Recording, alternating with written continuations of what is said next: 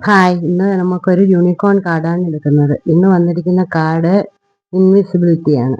ഈ കാർഡ് കാണിക്കുന്നത് ചിലപ്പോൾ നമ്മുടെ കഴിവുകളും പ്രകാശവും മറച്ചു വെച്ചിരിക്കാം. നിങ്ങൾ ഉള്ള ശക്തിയും സൗന്ദര്യവും ലോകം കാണാതെ പോകുന്നു. അല്ലെങ്കിൽ നിങ്ങൾ തന്നെ മറ്റുള്ളവരിൽ നിന്ന് അകന്നു പോകാൻ അദൃശ്യമാകാനും ശ്രമിക്കാറുണ്ട്.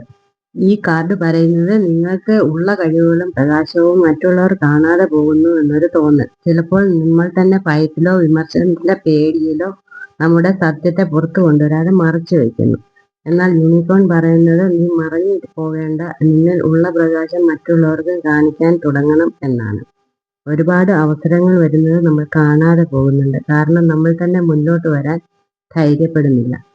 ഇനി താങ്കൾക്ക് ആത്മവിശ്വാസത്തോടെ മുന്നോട്ട് വരേണ്ട സമയമാണ്. നിങ്ങൾക്ക് ഉള്ള കഴിവുകൾ പ്രകടിപ്പിക്കൂ, ലോകം അത് സ്വീകരിക്കും.